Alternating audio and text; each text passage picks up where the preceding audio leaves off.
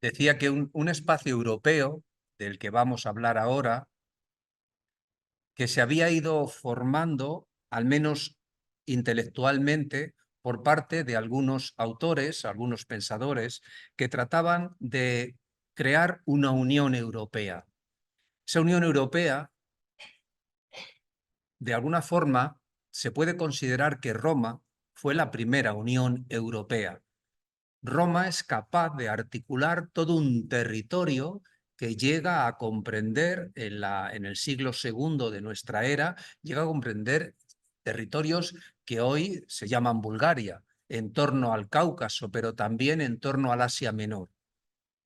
De tal forma que el mundo europeo, el mundo romano, tal como nosotros somos deudores de ese mundo romano, que a su vez es deudor del mundo griego, tal como nosotros somos descendientes directos de esa cultura grecolatina, viene a conformar un espacio que territorialmente abarca desde la frontera de lo que hoy es Inglaterra con respecto a Escocia.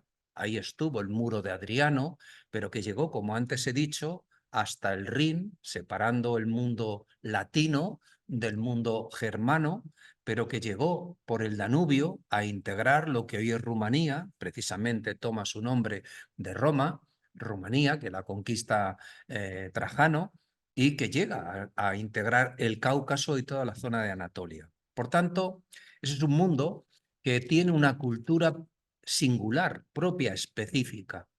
Cuando Roma sucumbe como consecuencia no de las invasiones bárbaras, aquellas invasiones lo único que hicieron fue darle una patada a un edificio carcomido.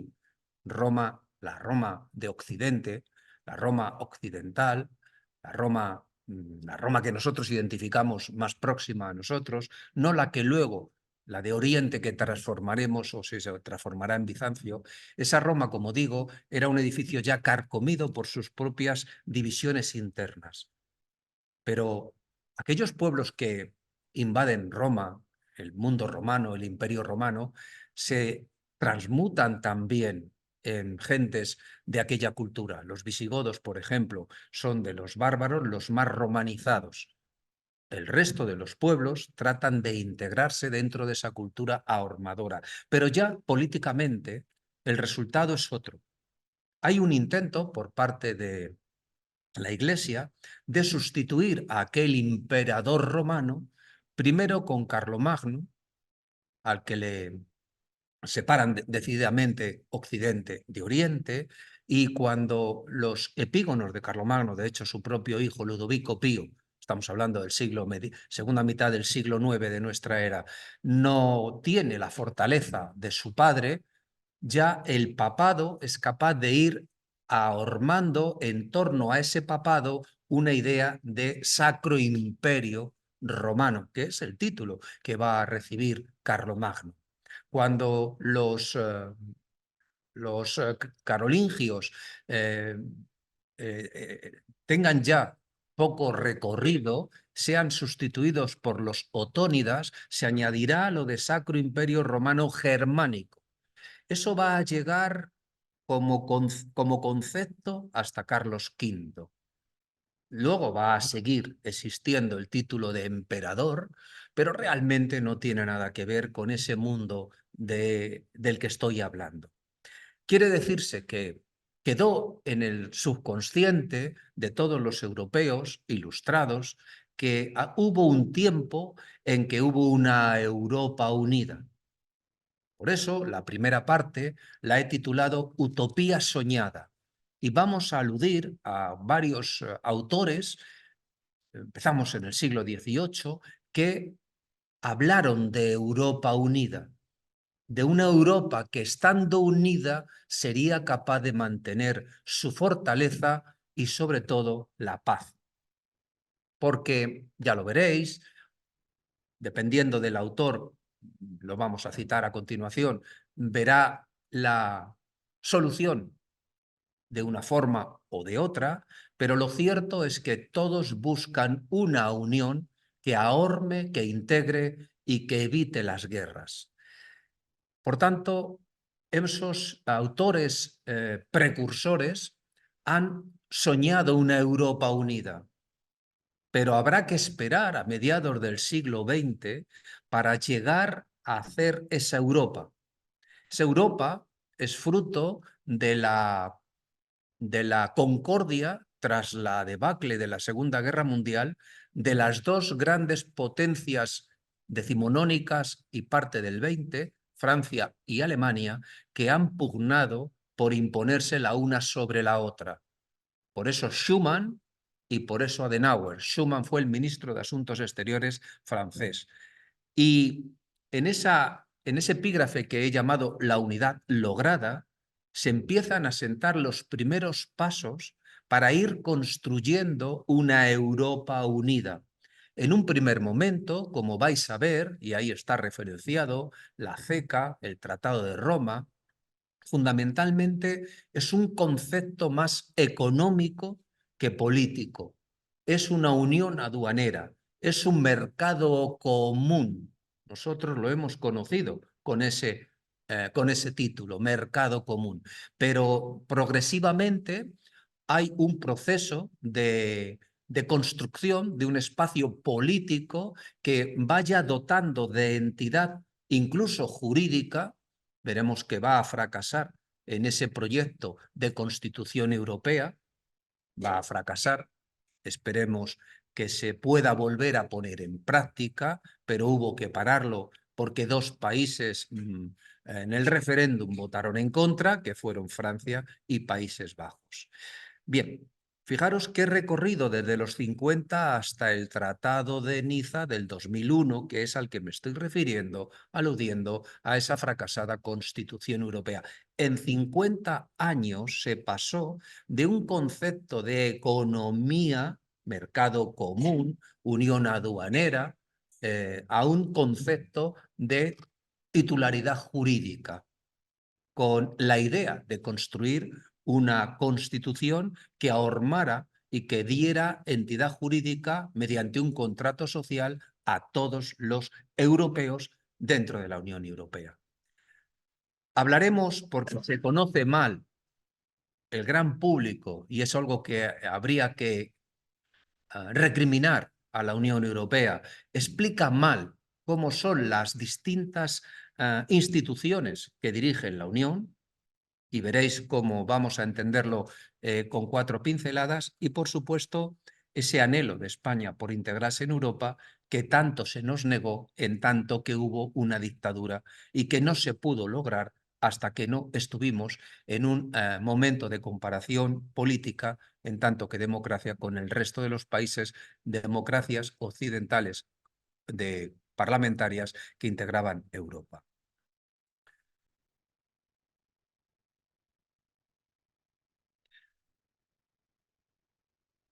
Quizá, una vez hecha esta introducción, el primer autor que habla de un concepto de paz y de libertad, el primero que habla de una Unión Europea, a la que también denomina Sociedad Europea, es un abad, Charles Irenae, que es fue abad de Saint-Pierre.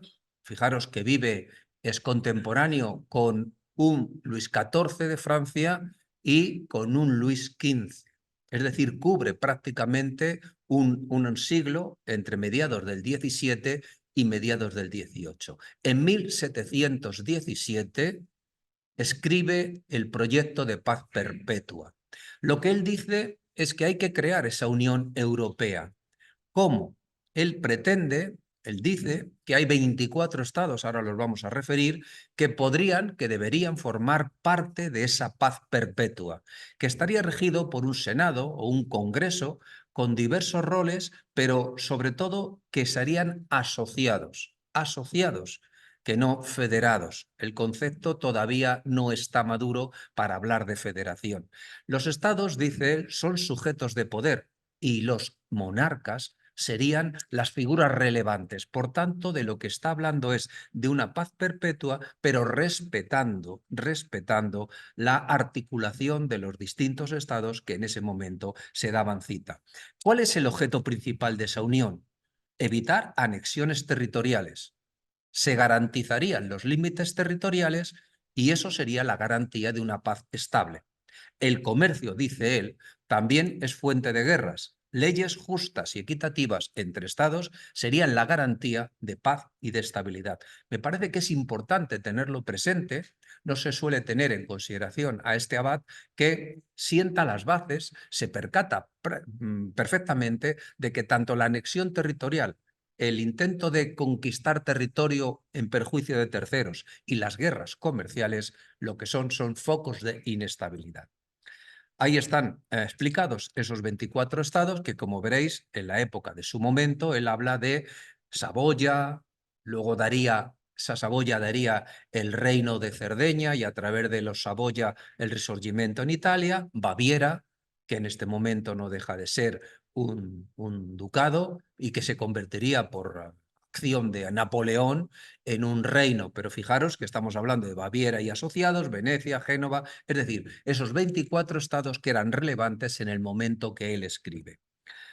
Rousseau, que es un hombre del que ya hemos hablado mucho a lo largo de estos cursos, Rousseau, que es, entre otras cosas, el autor del contrato social, es decir, la constitución, de alguna forma, de un espacio jurídico vertebrado en el consenso y la voluntad general, él de lo que está hablando es de conseguir una paz duradera internacional. Veréis que es recurrente el concepto, la idea es paz, buscar la paz. La paz, ellos son conscientes de que Europa vive en una guerra permanente ya desde los tiempos de Roma. Roma consiguió esa unidad de la que antes hablaba de una manera, conquistó con la espada, pero una vez que consolidó ese espacio político, ese espacio cultural, todo era Roma. Fuera donde estuviera, el mundo romano era el mismo, pero desde la caída de Roma, la inestabilidad es constante, no ha habido posibilidades de articular un espacio de paz permanente, duradera, internacional. Y eso es lo que trata Rousseau en el contrato social. No solo de eso, de muchas más cosas. ¿Cómo sería? Mediante el consentimiento de los pueblos, no de los monarcas. Rousseau, como bien sabéis, es un ilustrado y en consecuencia está alumbrando ya ese principio que luego se consagrará en la Revolución Francesa, los derechos del ciudadano. En consecuencia, él introduce un concepto muy interesante, muy peculiar, pero sobre todo hoy angular en nuestro concepto de relación de las cosas, que es la voluntad general es la que legitima el poder, no es el derecho divino, que es en donde descansaban estas monarquías que habían desde el siglo XVI articulado esos estados modernos por derecho divino. No, no es por derecho divino, es porque la voluntad general legitima a quien va a dirigir ese estado, el que sea, desde luego, para ellos en forma de república. ¿Cómo sería? Desde luego, quien lo articula es los ciudadanos, la sociedad civil o comunidad, que son los sujetos de ese poder político. Por tanto, los ciudadanos son los que legitiman el poder a través de esa voluntad general. Ejercen una acción directa sobre los mecanismos políticos. Viven la política que está regida por la acción moral. Es un planteamiento absolutamente moral. Claro, fijaros, los ciudadanos viven la política que está regida por una acción moral, donde lo particular queda relegado en beneficio de lo público, que es el destino común de esta sociedad de la que está hablando Rousseau. La voluntad general es la que dirige al Estado hacia el bien común. Os lo he ido destacando en verde para que veáis lo más señalado de las ideas que se articulan en este esquema. Un bien común, que es un fin moral, y cómo se logra a través de un desarrollo del individuo, tanto humano como político. Por tanto, está hablando de un ciudadano consciente, un ciudadano que se forma y al que hay que formar o al que se forma vía ilustración. Por tanto, como veis, es algo muy deseable, pero que me da la sensación de que en los tiempos que corren está bastante alejado de los planteamientos de Rousseau, sobre todo el ciudadano actual. Víctor Hugo, que es un hombre de mediados del siglo XIX, ha vivido, por tanto, es consciente de las guerras napoleónicas y el desastre a que ha llevado el fracaso de ese intento de Francia de ahormar una Europa bajo el control político de un Napoleón con el dominio de las armas francesas y con el concepto de la Revolución Francesa y de los derechos del hombre y del ciudadano, lo que va a decir es lo siguiente. En el Congreso de la Paz de París de 1849, recordad que en 1848 ha habido una segunda revolución en Europa, aquella que dijimos cuando los obreros franceses se manifestaban en la calle y decían pan o plomo, de aquí no nos movemos. Al año siguiente se hace este congreso y él dice: llegará un día en que las balas y las bombas serán reemplazadas por los votos, por el sufragio universal de los pueblos, por el venerable arbitraje de un gran Senado soberano que será en Europa lo que el Parlamento en Inglaterra, lo que la Dieta en Alemania, lo que la Asamblea Legislativa en Francia. Llegará un día en el que existan solo dos grupos inmensos de naciones, los Estados Unidos de América y los Estados Unidos de Europa. Digo, para terminar, que la era de las revoluciones pasa y la era de las mejoras empieza. Está hablando de un Parlamento Europeo que ya tenemos, pero él lo está anunciando, lo está soñando, lo está anhelando. Nosotros hoy lo tenemos por fortuna. Ahí tenéis Congreso de Apertura, la carátula del Congreso de Apertura. Hay un hombre del que se habla poco, pero que es relativamente, es señero, es importante, no es que sea relativamente importante, es destacada la figura, que es el conde Ricardo Nicolás de Coudenhove-Kalergi. Es un hombre que, como veréis, muere en 1972, luego va a haber realizado parte de lo que él aquí está empezando a plantear. Él crea esta obra, Paneuropa, en 1923, y como tiene bastante recorrido y bastante éxito, su idea va a crear una obra en 3 volúmenes que él va a dirigir y en la que van a participar distintos pensadores. El objetivo es conseguir la unidad de Europa como creación de un nacionalismo europeo de carácter antinacional, por encima de los estados. ¿Cómo lo haría? ¿Cómo lo propone? Dice: creación de un espacio común europeo político y económico, como vía para superar nacionalidades decimonónicas, la paz para lograr el bienestar socioeconómico, gobiernos democráticos, y todos se fijan en el bicameralismo de los Estados Unidos, donde hay un régimen presidencialista, como bien sabéis, pero que tiene unos modelos de contrapoder de tal forma que ninguno de los dos poderes, el legislativo o el ejecutivo, primen sobre el otro y estén obligados a entenderse si quieren que las leyes se terminen de aprobar. Establece, por tanto, un nuevo orden mundial, de tal forma que Europa volvería al liderazgo hegemónico. Estos autores todos son conscientes. Como digo en la entrada de mi blog, y ya me habéis oído decir en muchas ocasiones, Europa se suicidó en los campos de batalla de la Primera Guerra Mundial. Este hombre escribe en el 23. Es consciente de todo lo que está viviendo Europa.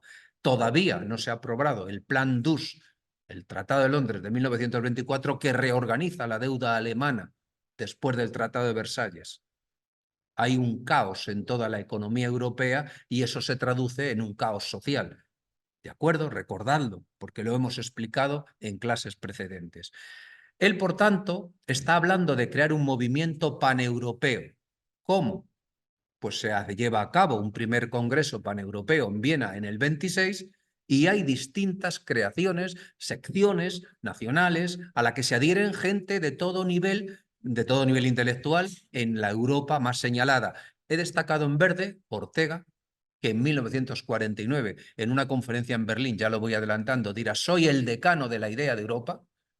Los anteriores ya estaban, de alguna forma, habían desaparecido por consunción biológica. Y Unamuno, pero no solo eso, Franz Joseph Strauss, Stephen Zweig, que os sonará mucho porque es un autor, un historiador de los años 70, fue muy afamado, Freud, Einstein, Benedetto Croce, Paul Valéry, es decir, los intelectuales más destacados se apuntaron masivamente a esta idea. Ortega interesa muchísimo destacar a Ortega. Ortega es una figura fundamental del pensamiento europeo, por supuesto, del pensamiento español, tan rácano en autores intelectuales. Tan rácano me refiero en la idea de existencia de muchos autores. Por desgracia, no se da bien entre nosotros la intelectualidad de estas características. En su obra de la rebelión de las masas, que data del año 30, y en la meditación de Europa, que es la conferencia que dictó en Berlín en 1949, no solo en ellas, pero aquí las he traído porque son relevantes, busca como objetivo de nuevo crear unos Estados Unidos de Europa. Como veis, la idea es recurrente. Los Estados Unidos de Norteamérica, desde que se constituyeron, han ido viento en popa.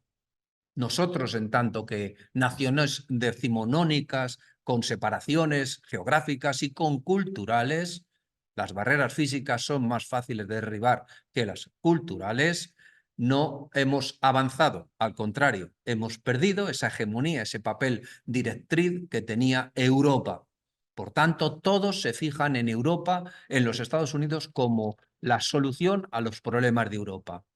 La idea fuerza de Ortega es la regeneración. Pero si en esta conferencia que dicta en Bilbao en el año 10 es la regeneración de España, es donde dice, regeneración es inseparable de europeización. Regeneración es el deseo. Europeización es el medio para satisfacerlo. Verdaderamente se vio claro desde el principio que España era el problema y Europa la solución. Esto lo dice en el 10, pero cuando él, que está hablando de europeización, se fija que está por definir qué es Europa. Por eso, en El Imparcial, en 1908, escribe: ¿cómo es posible, sino que en un programa de europeización se olvide definir Europa? Claro, ¿quién está definiendo Europa? Estos intelectuales. Pero estos intelectuales, en el caso de Ortega, en 1908, echan en falta que se defina qué es Europa. Hoy nos sorprende porque sabemos perfectamente qué es Europa políticamente. Pero en 1908, Europa es un sueño, una utopía soñada. Y por eso él dice europeización. ¿Pero qué es Europa? Está por definir. Y en el imparcial, como antes he dicho, en el Imparcial, pero ya en el año 30, Ortega decía: por Europa se entiende y propiamente la Trinidad de Francia, Inglaterra y Alemania, las tres potencias que desde el siglo XVIII, XIX, están redibujando el mapa de Europa, como bien sabéis, las tres potencias.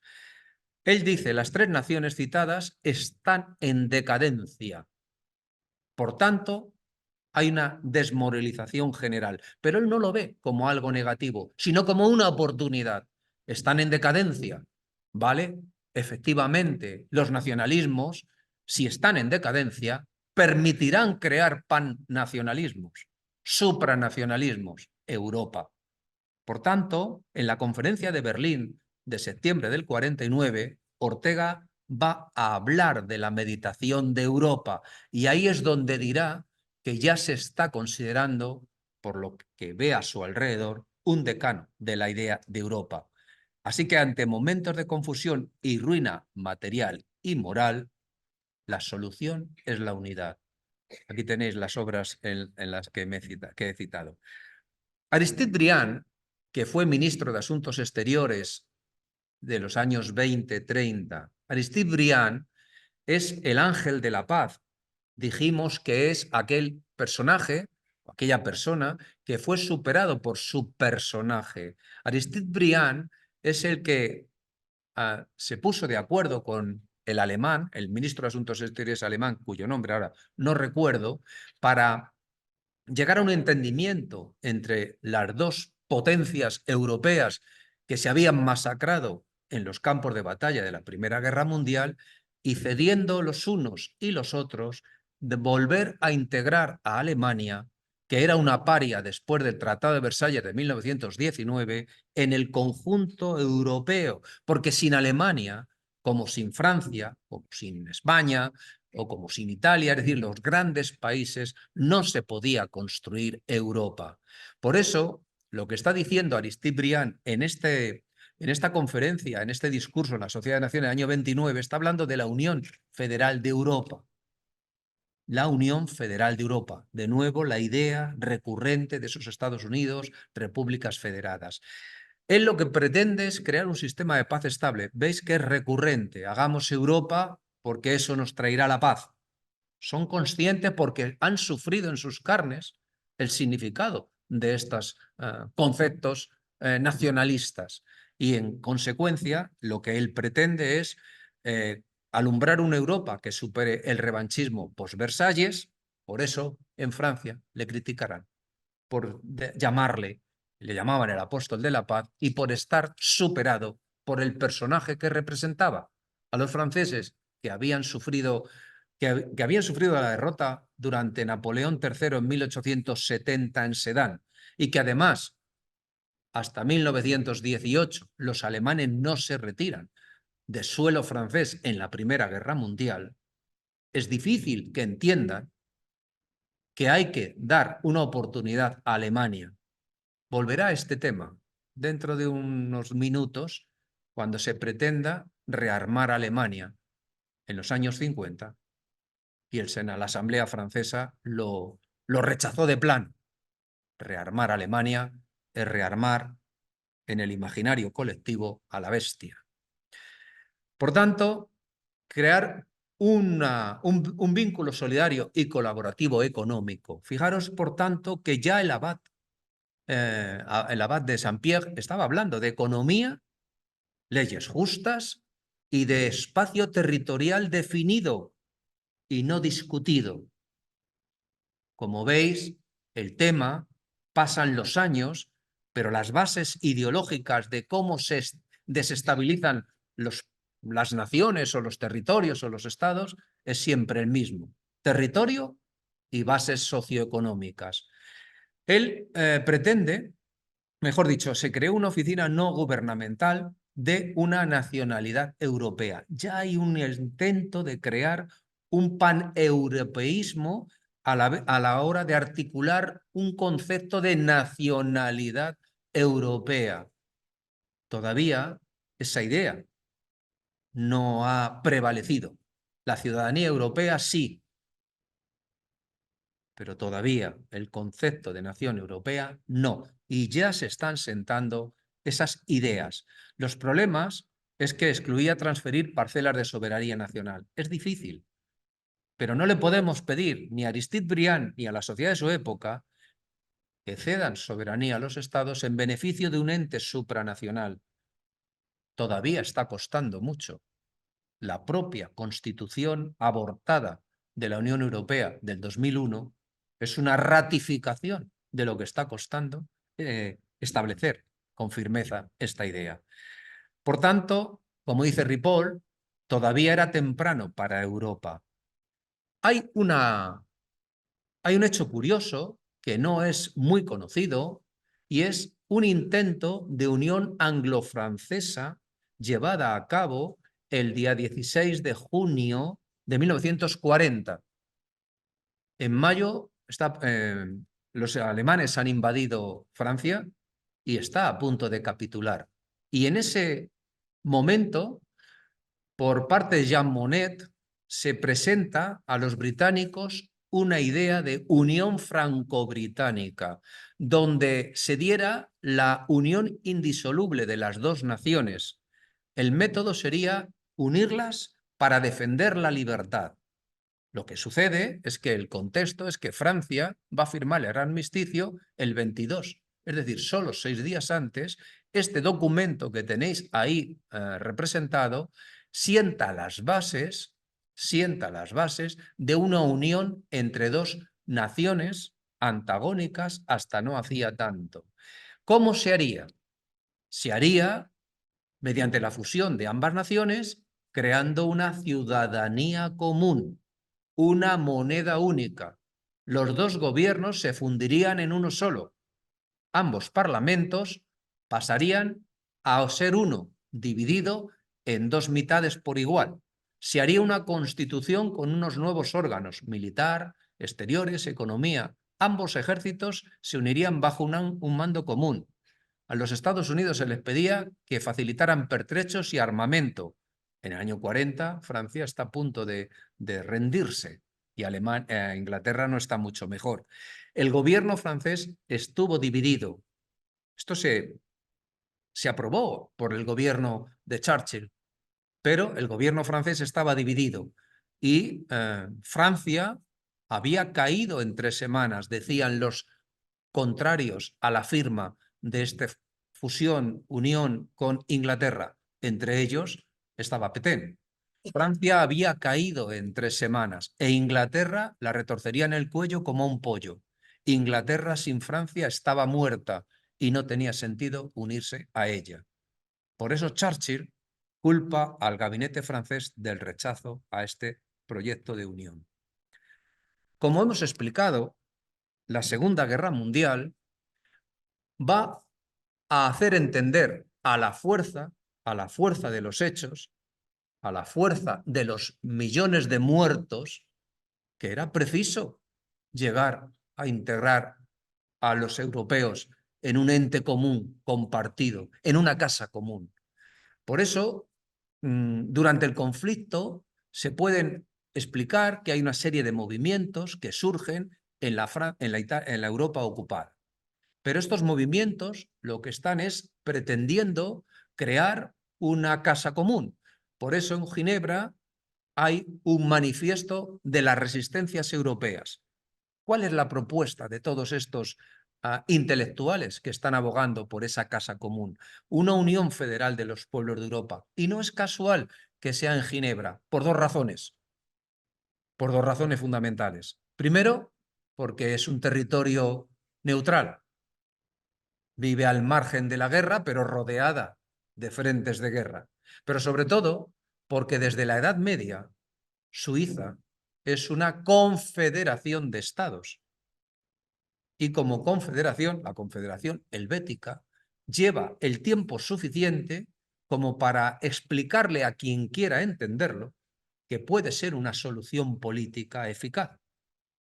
Al menos Suiza lo ha demostrado. Por tanto, esa es la idea. A ella va a recurrir de nuevo Churchill en el 49, lo voy a decir a continuación. Y el impacto... hay 2 hechos que explican también la necesidad de caminar en ello. Los impactos negativos de ver toda una Europa totalmente desolada, destruida por culpa de la guerra, ya lo hemos explicado, lo tenéis en la mente, clases atrás lo hemos referido, y lo que van es a surgir movimientos que alientan hacia la organización de una Unión Europea. Primero, son intelectuales, entes privados. No surge de la voluntad de los estados. No falta tanto, pero todavía no.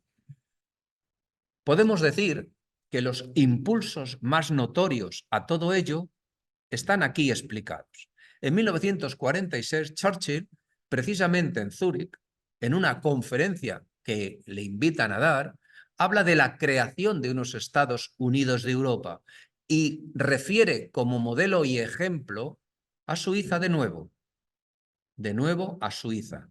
En el 47 se crea un Comité Internacional de Coordinación de la Unión Europea. En el 48 ese comité convoca un congreso que se llama el Congreso de Europa, un congreso en la ciudad de La Haya. Y además se da el Plan Marshall.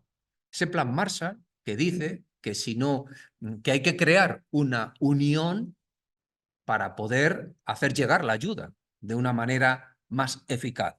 En el 49 se crea el Consejo de Europa.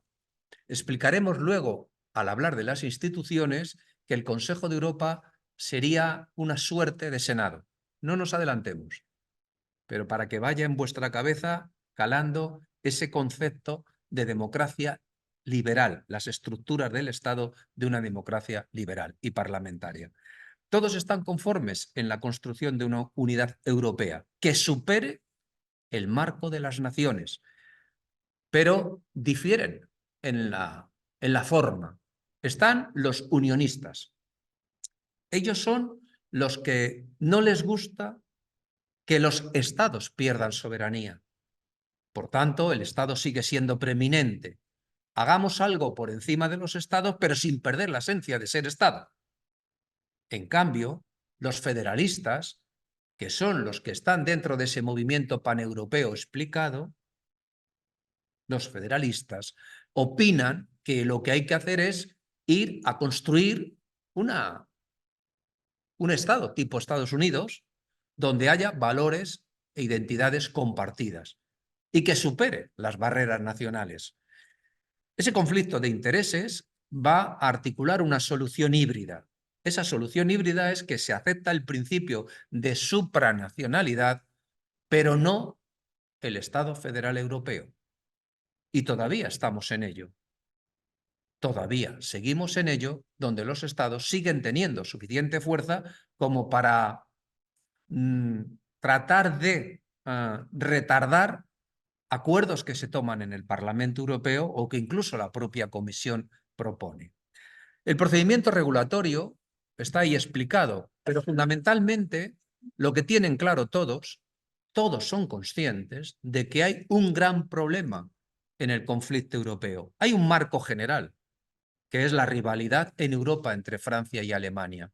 Como ya he explicado en lo que va de clase, ese conflicto que viene ya desde la época de Luis XIV, ese conflicto que hunde sus raíces incluso en la Edad Media, que es el concepto de un mundo francés, un mundo franco, frente a un mundo germano con el Limes y el Rin como frontera divisoria, no solo está dividiendo estados, está dividiendo culturas.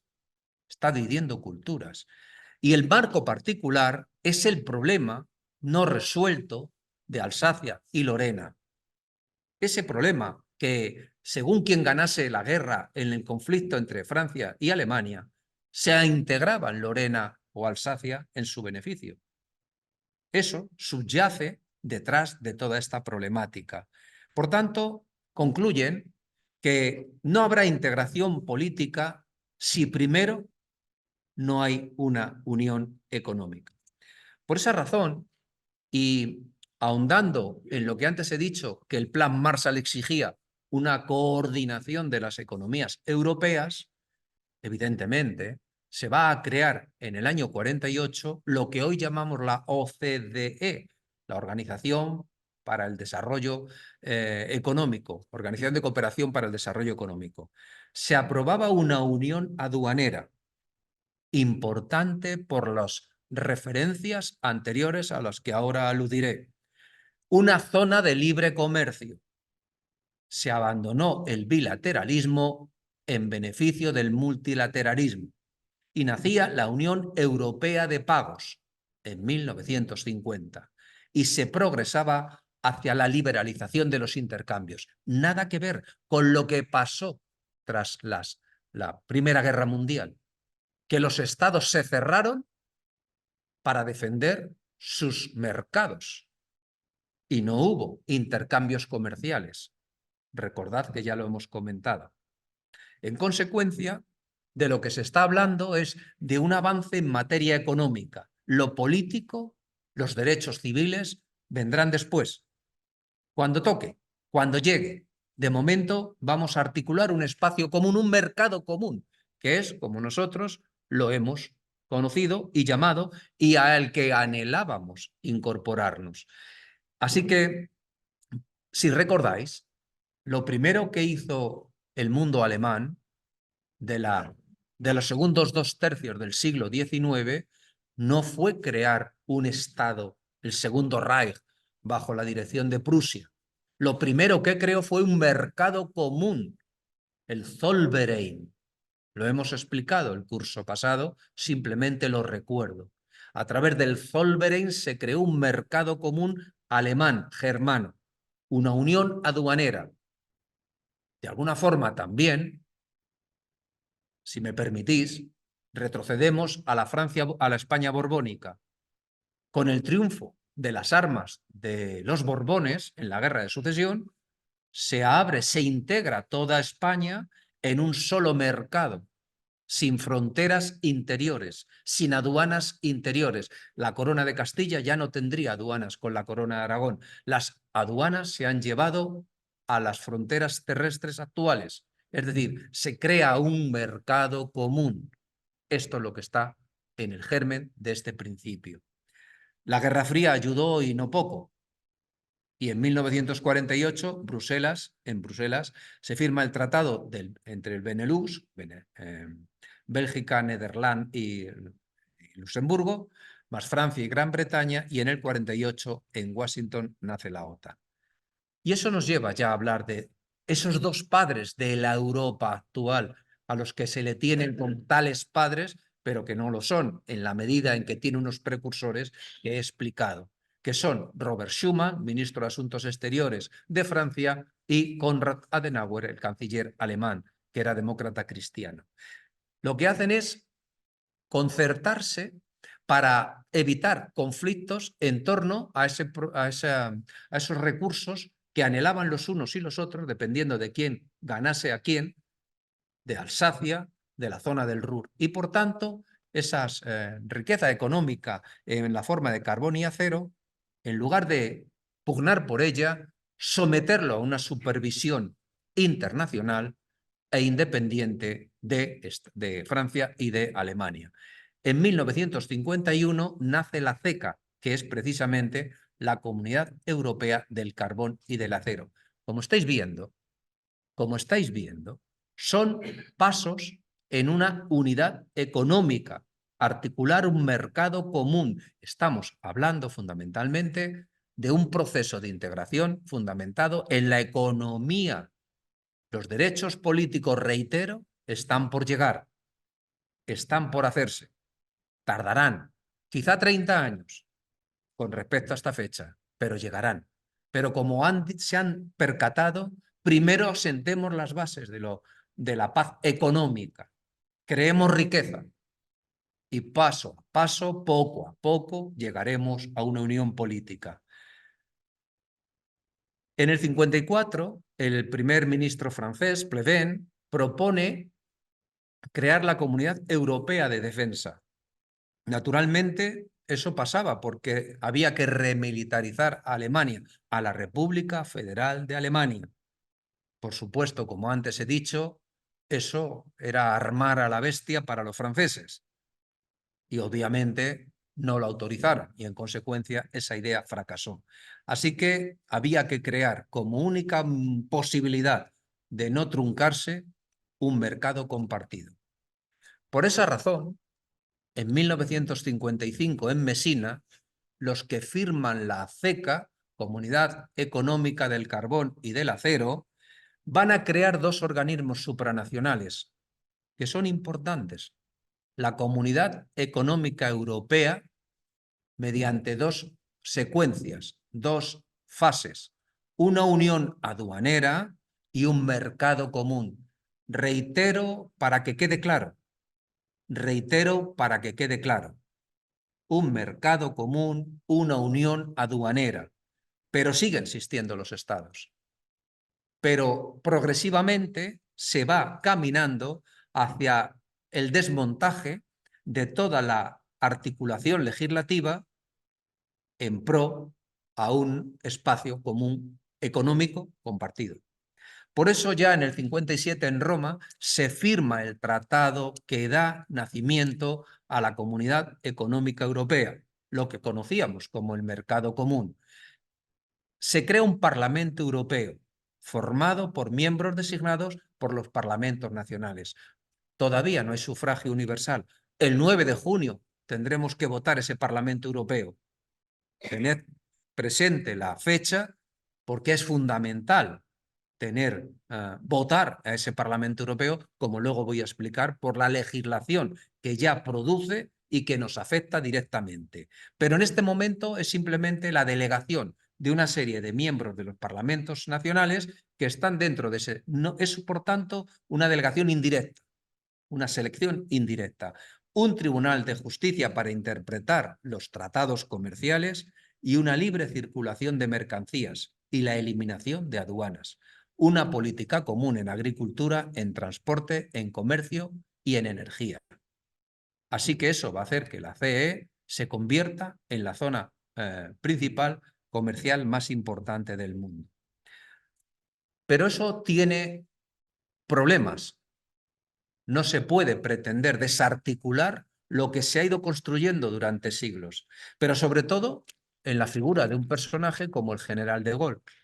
De Gaulle es muy francés y siendo muy francés ha vivido el ninguneo al que le han sometido los aliados durante la Segunda Guerra Mundial. Recordad que no estuvo presente en ninguna de las conferencias internacionales que llevaron a cabo los tres dignatarios que fueron Stalin, Roosevelt, Churchill. Con él no se contó. A Francia le dieron un premio de consolación cuando, conquistada Alemania, y participó en la fase de conquista, evidentemente una vez liberada París, le dieron un premio de consolación con una zona. Pero él se sentía humillado, él y con él Francia. Se opuso a que la Comunidad Económica Europea tuviera recursos propios, un presupuesto, y si tú le niegas un presupuesto a un ente, evidentemente va a depender de las transferencias que le hagan los estados.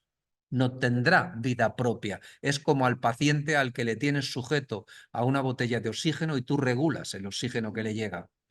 La solución, por tanto, es a crear una única comisión, un solo Consejo de Europa para los tres organismos que se habían creado, la CECA, el Euratom y la Comunidad Económica Europea. Él defiende, es un hombre del siglo XIX, la Europa de las patrias. Por tanto, está defendiendo la idea de, vale, tenemos un Estado supranacional desde el punto de vista económico, pero no desde el punto de vista político. El Estado no puede perder soberanía. La France es la France.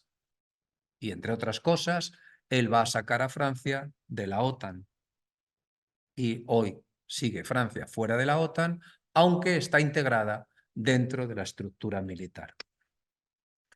Gran Bretaña es el otro elemento en discordia. Gran Bretaña, que ya no es nadie prácticamente, mantiene un imperio que se le está descomponiendo, se le está rompiendo por las costuras, crea algo que no es ceder soberanía y que es un espacio de libre comercio, la EFTA. Esta European Free Trade Association, o Acuerdo Europeo de Libre Cambio, lo que va a hacer es integrar a determinados países que enseguida se van a integrar en la Unión Europea. ¿Por qué? Pues porque mientras De Gaulle viva y los británicos vean que la EFTA no tiene recorrido e intenten entrar en ese espacio común compartido, De Gaulle se va a oponer porque siempre defenderá que los británicos eran un caballo de Troya de los norteamericanos. Pues quizá no le faltara razón a Charles de Gaulle, visto lo visto, visto lo visto. Lo cierto es que cuando pierda el poder en 1969, entonces Gran Bretaña logrará entrar, se olvida de la EFTA, logrará entrar y con ella Irlanda y Dinamarca. Noruega no entró y sigue sin entrar. Noruega tiene unos recursos en petróleo extraordinarios y en consecuencia no quiere compartirlos. La Europa de los 9 es la que ha alumbrado la integración de aquellos 6 del Tratado de Roma, más Gran Bretaña, Irlanda y Dinamarca. Pero nace en un mal momento. Como explicaré dentro de 15 días al hablar de los Estados Unidos en la segunda mitad del siglo XX, la guerra del Yom Kippur, la guerra del 73, va a poner patas arriba el mercado de la energía. Y en consecuencia es un mal momento para Europa, porque depende de la energía, de los hidrocarburos que se importan de los exportadores de petróleo, que son el mundo árabe en lo fundamental. Pero no obstante, como Alemania y Francia siguen marcando el paso, se ahonda en la idea de integrar más Europa, hacer más Europa. Por eso, el Parlamento Europeo pasa a ser ya elección por sufragio universal directo. Ya no es que se cedan unos diputados de cada uno de los distintos parlamentos. Ya es elección directa. Se crea la idea de la presidencia rotatoria y se reducen los márgenes de fluctuación de las monedas monetarias. ¿Qué quiere decir? Eso significa que los márgenes que tenían los distintos estados en tanto que soberanos y propietarios de la economía y de la fiscalidad de sus estados, y por tanto dueños y soberanos de su moneda, podían hacerla fluctuar, devaluarla de acuerdo con las necesidades que pudiera tener la economía. Si estamos subiendo los precios porque nos ha subido el precio de la energía y por tanto nuestros productos son menos competitivos en el mercado exterior, bajemos, devaluemos la moneda y en consecuencia haremos más atractivo nuestro producto.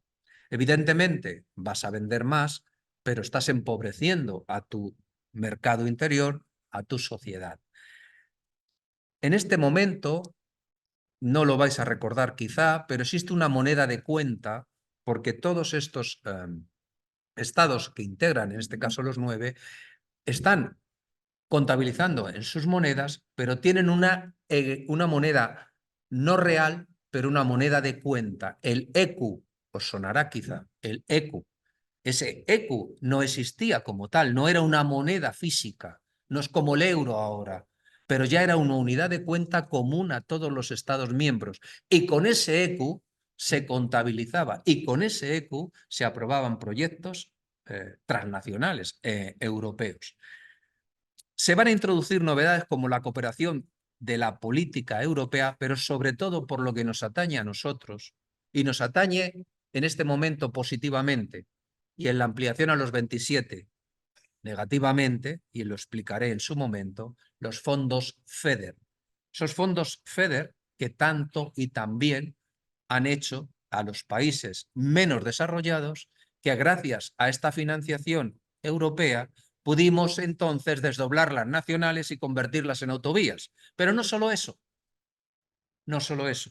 En Ita, que vosotros conocéis, muchos de vosotros conocéis, había una puerta que mandó hacer el marqués de Santillana a mediados del siglo XV, que la volaron en la guerra incivil, en el 37, y que se había reconstruido solo en parte, pero no se había hecho todo el matacán y todo lo que era el resto de la puerta. Con fondos FEDER se hicieron, por ejemplo. Pero como eso, hay tantos y tantos ejemplos que sería innecesario porque nos aburriríamos. Esos fondos FEDER que tanto nos han ayudado surgen en este momento, en esa Europa de los 9.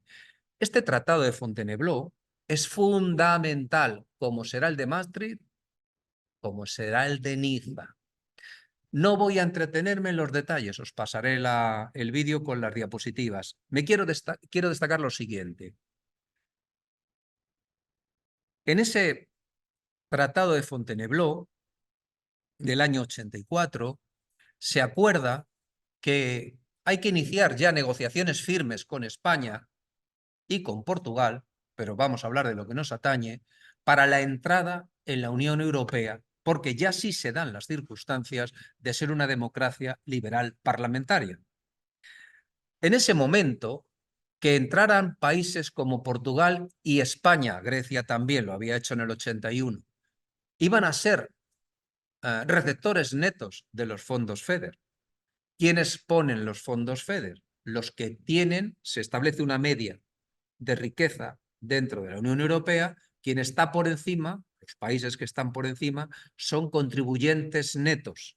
Los que están por debajo son receptores netos. Nosotros, nuestra riqueza no llegaba a la media de la Unión Europea, éramos receptores netos. Gran Bretaña estaba por encima. Además, en Gran Bretaña manda Margaret Thatcher. Va a cubrir desde el año 79 al 90 el proceso de neoliberalismo. En ella es el ADN de ese mundo de conservadores que defienden una política libre mercado, menos Estado, más mercado, etcétera, etcétera. En consecuencia, va a lograr que haya un extorno por parte de la Unión Europea, que es el famoso cheque británico, que nada más y nada menos que representaba los 2/3 de su contribución a la Unión. Eso lo logra Margaret Thatcher. A cambio, va a consentir que países menos desarrollados y, por tanto, receptores netos de los fondos FEDER entren. España, Portugal y Gran Bretaña. El 85 también es importante. Se aprueba el himno de la Unión. Es, si queréis, es testimonial, pero se aprueba el himno de la Unión, que es un extracto del preludio de la Oda a la Alegría de Beethoven, como todos sabéis. Y se fomenta la base para firmar el Acta Única Europea, que es la que firmará España y Portugal en el 86. Se va, en la parte positiva, se va hacia la libre circulación de personas, servicios y capitales. Fijaros qué importante. De aquí a Schengen hay poco recorrido ya. Estamos ya en las puertas del espacio Schengen. Eso que tan maravilloso nos parece, que pasemos de un país a otro sin tener que pasar aduanas y con nuestro documento de identidad nos podemos mover como ciudadanos europeos que somos. Esto se aprueba en esta Acta Única Europea del 86. Se va a modificar el sistema de acuerdos, se potenció el de idea basada en mayorías cualificadas. Antes se exigía la unanimidad, ya con 12 la unanimidad era muy difícil. Se impone el de mayorías cualificadas. En definitiva, la parte positiva es que se reformó y se fortaleció los fondos estructurales. La parte negativa es que se empezó a abrir una brecha entre países miembros de la Unión, con Gran Bretaña como adalid de lo contrario. Entre otras cosas, se negó a regular la ampliación de los derechos laborales y sociales a su transposición a su derecho positivo. Y se acordó la idea de fijar exenciones, con lo cual se autorizó la idea de una Europa a dos velocidades. Ese tratado de la Unión en Maastricht alcanza una importancia cualitativa extraordinaria. Es el año 92. Lo más importante lo tenéis destacado en la parte inferior de la diapositiva. Se incorporan dos nuevos conceptos a la Unión: la ciudadanía europea y la subsidiariedad de la distribución de competencias entre la Unión y los Estados. Fijaros que, como bien sabéis, tenemos derecho de circulación y residencia en territorio de la Unión Europea, derecho de sufragio en elecciones municipales y europeas, derecho de petición al Parlamento Europeo y derecho a gozar de la representación diplomática de la Unión. Es decir, tú te vas a la India, no tienes legación española, por ejemplo, pero hay una legación de Rumanía. Es Unión Europea. Te tienen que dar amparo porque eres miembro de la Unión Europea. Fijaros si es importante lo que se acuerda en Maastricht. También se amplían las competencias del Parlamento Europeo. Por ejemplo, el Parlamento tiene que investir a la Comisión. Ya lo adelanto, la Comisión es el poder ejecutivo de la Unión. Ursula von der Leyen, que es ahora la presidenta, sería el equivalente a Pedro Sánchez, es decir, al jefe del Ejecutivo. ¿De acuerdo? Esa es la Comisión, el Ejecutivo, el poder ejecutivo. Se crean nuevas instituciones, lo he destacado porque me importa mucho la que dice Comité de Regiones. Eso significa que regiones de distintas naciones que son fronterizas pueden establecer proyectos de desarrollo común. Por ejemplo, en Salamanca, esto lo sé porque lo he conocido, en Salamanca se creó un proyecto de desarrollo regional entre los dos lados de la frontera. Eso no hubiera sido posible sin la Unión Europea y los fondos estructurales que dimanan de esa Unión Europea. Se pasó hacia una Europa de los 15, eran 9, y luego se integran una serie de países como es Austria, Suecia y Finlandia. Ya son los 15, perdón. ¿Qué sucede? Que todo el mundo se quiere sumar a la Unión Europea. Y aquí se queda un problema importante, porque van a pedir su entrada países que están muy alejados de la confluencia en valores económicos con la Unión Europea. No en los culturales, son europeos, pero sí en los económicos. Por ejemplo, Malta, Chipre, un Chipre que además está dividido en dos. Hay un Chipre turco y hay un Chipre griego.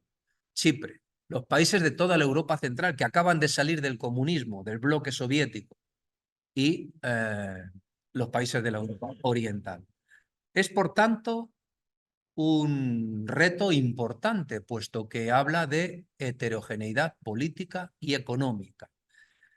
Se trata de crear un marco que los integre. Ahora se trata de integrar también a Ucrania y se habla incluso de Georgia. Discutible, pero se habla. Se llega últimamente, en los últimos 20, 30 años, Europa está alcanzando acuerdos de mínimos. Aquí en Ámsterdam, en el 99, se alcanza un acuerdo de mínimos. Y lo importante, lo he destacado en color amarillo-naranja, es que empieza a conformarse la idea de una Europa de dos velocidades. Porque si integramos a todos estos países, no están en la misma línea de partida en la que estaban los otros. Por eso hay países que se resisten y por eso se empieza a hablar de la Europa de dos velocidades. Llegamos al Tratado de Niza. Es muy importante ese Tratado de Niza porque se amplía el principio de mayoría cualificada. El Tratado de Niza va a establecer las bases para crear una constitución y eso va a ofrecer resistencias. En Irlanda hubo que hacer dos referendos. En el primero salió negativo y en el segundo salió a favor. Pero en Francia y en los Países Bajos salió que no a una constitución europea. Por esa razón, el resto de los países no convocaron a referéndum a sus ciudadanos, porque visto lo visto, temían que eso no fuera aprobado por los ciudadanos. Por esa razón, ese proyecto de constitución europea hoy está en un limbo.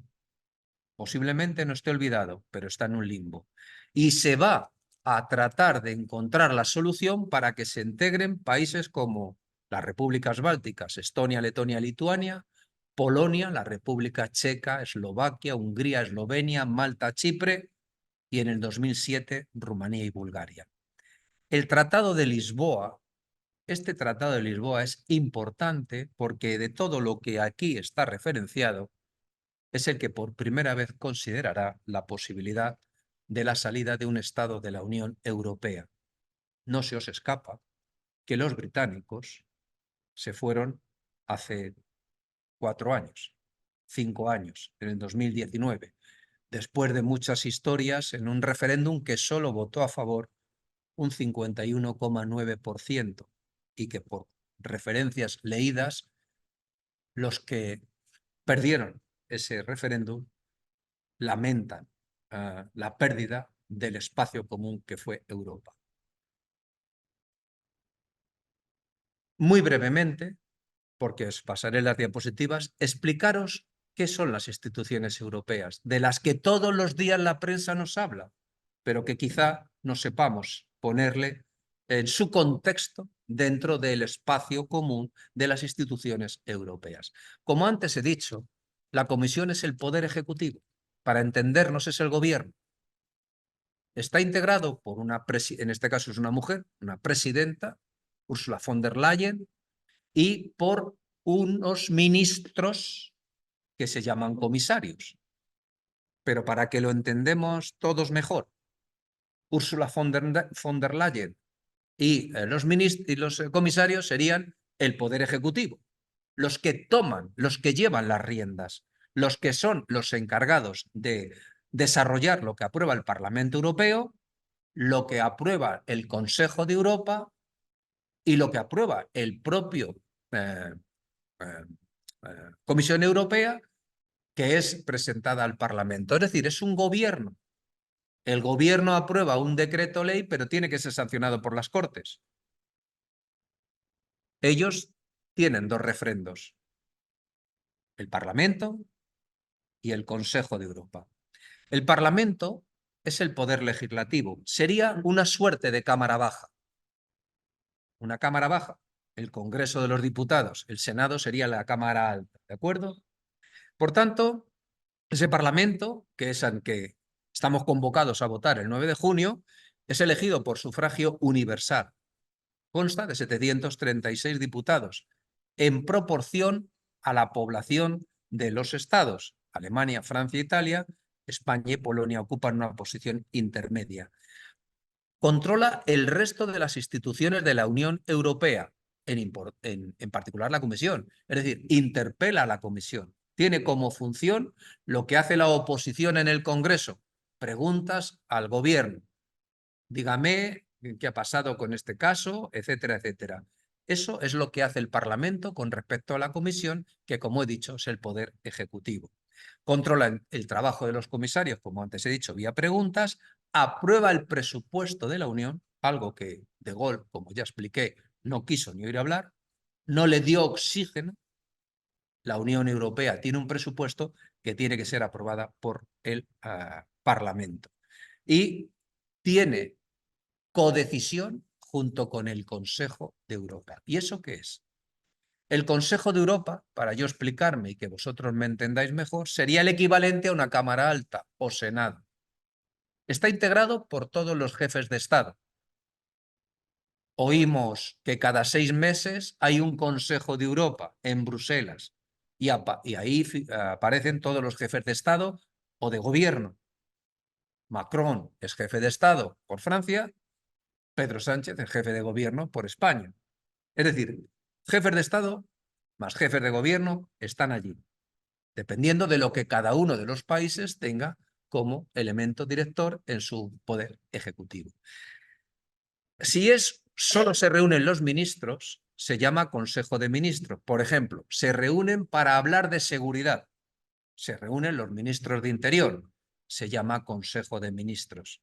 O para hablar de finanzas, pues lo de Hacienda o Economía. Pero como antes he dicho, se llama Consejo Europeo si solo se reúnen los jefes de Estado o Gobierno. Los acuerdos son por mayoría cualificada y la unanimidad en los temas de política exterior, seguridad común y justicia interior. Todos hemos leído lo que ha costado que Orbán, primer ministro de Hungría, haya cedido en algunas cosas en relación con la política exterior. A cambio, ha ganado otras. Pero esto es otro tema. Lo traigo a modo de ejemplo. Sin la unanimidad no se hubiera podido aprobar. Es decir, se hace por mayoría cualificada, excepto estos temas tan específicos. Todavía no hay cedida toda la soberanía. Funciones de legislar y aprobar leyes, cerrar acuerdos internacionales, coordinar la política económica de los Estados miembros vía ECOFIN, etcétera, etcétera. Hay un Tribunal de Justicia al que le tenemos que estar agradecidos muchos de los españoles porque las cláusulas suelo las tumbó, como bien sabéis, en las hipotecas. ¿Lo recordáis? Bueno, pues el Tribunal de Justicia Europeo ha hecho que se considere lesivo, por ejemplo, las cláusulas suelo lo que la legislación española daba por bueno, el Tribunal Europeo lo ha condenado. Lo forman 26 jueces, uno por cada estado. Y hay otras instituciones que son un tribunal de cuentas, que lo que hace es lo que hace un tribunal de cuentas: inspeccionar, auditar los fondos públicos. ¿Qué se hace con el dinero público? ¿A dónde va destinado? Y sobre todo, cómo se ha distribuido y cómo se ha gastado. Un comité económico y social formado por sindicatos, empresarios y agentes sociales. Un comité de regiones que debe ser consultado antes de tomar decisiones en temas de su competencia. Recordad esa comisión de regiones que se formó ya en el Tratado de Maastricht. El Banco Central Europeo, me parece que eso no hay ni que hablar de ello, todos sabemos las bondades de ese Banco Central Europeo y ahora las perversidades, porque precisamente para enfriar la economía ha subido el precio del interés, pero que nos ha salvado a todos durante la gran crisis del año 2008, la gran 8-9, y el Defensor del Pueblo Europeo. Y eso ya nos lleva a hablar muy brevemente de algo tan anhelado y tan querido por la España. Ya desde Ortega, y no solo él, Unamuno, Madariaga, tantos intelectuales que pretendían poner a España en Europa. Esto, como veis en la foto de 1986, donde se firma el Tratado de Adhesión de España a la Comunidad Económica Europea. El régimen de Franco no vio con entusiasmo en un primer momento integrarse en la Comunidad Europea. Eso de el plan Schuman, la CECA, todo eso le sonaba a algo ajeno al mundo, a lo que entendía el franquismo como los intereses de España. Su idea era una idea derivada de un pasado glorioso donde la hispanidad formaba parte de ese imaginario de glorias pasadas, como antes he dicho, y por tanto se trataba de volver a vincular a España con Hispanoamérica. Eso es la idea y por tanto ese concepto de hispanidad. Lo que sucede es que el Tratado de Roma en el 57, al alumbrar el nacimiento de un espacio común como el que ya he explicado, y también la EFTA, ese espacio de libre comercio patrocinado, auspiciado por Gran Bretaña, hizo ver al franquismo que estaba perdiendo el paso, que la solución no era encastillarse dentro de un concepto nacional, que se estaban dando los pasos hacia una supranacionalidad. Por esa razón, y en otras cosas que explicaremos en la miniserie al que dedicaremos a España, por esa razón hay un plan de estabilización en el año 57, brutal, brutal, porque significó un aumento de la inflación, pero el recorrido fue que en 2 años empezó a entrar dinero de inversiones extranjeras y España empezó a crecer económicamente a ritmos del 7% del PIB en aquella época. Por tanto, fuimos receptores netos de inversiones de terceros países que encontraron en el mercado laboral español gente cualificada, buenos obreros, que además tenían un salario más bajo que en el resto de Europa. En consecuencia, el régimen consideró que había que pedir la entrada en la Comunidad Económica Europea. Lo intentó en el 62 y el 64. El ministro de Asuntos Exteriores os tiene que sonar. Fernando María Castiella. Fernando María Castiella. Pero el régimen no era homologable con el resto de las democracias europeas. No era una democracia. Tampoco entró Portugal. No porque le tuvieran inquina a Franco más que a Salazar. Es que no se daban las circunstancias para integrarlo. Por eso hubo que esperar a la muerte de Franco y a la entrada de España en el régimen de democracias parlamentarias. ¿Significa que no hubo europeístas? Ya he dicho que sí. Dentro del franquismo, de lo que permitió el franquismo, se pueden destacar a gente como Ortega, ya citado, a Díaz del Corral, con una obra clásica que es El rapto de Europa, a Fernando Álvarez de Miranda, a Manuel Jiménez Fernández, que fue ministro en el año 34 en la Segunda República de pensamiento democristiano. Y los de fuera, los que estaban en el exilio, como Madariaga, a la cabeza, pero todo el contubernio de Múnich y todo esto que os sonará del año 62, si la memoria no me falla. Pero hubo que esperar, como antes he dicho, al año 86 y en el 79 se iniciaron las negociaciones. Aquí tenéis la bibliografía que he consultado para el tema y quizá ese trabajo de Moratinos, Luis Alberto Moratinos Lagartos, fragmentos de textos sobre el pensamiento de Ortega y Gasset que podéis consultar en la biblioteca virtual Cervantes Virtual. Son extractos que este hombre ha condensado. Me parece que pueden ser muy relevantes para darnos cuenta de la importancia del pensamiento de Ortega con respecto a la idea de Europa. Y llegados a este punto, pues procede que escuchemos música si no tenéis preguntas que hacer. Si tenéis alguna pregunta, ahora es el momento.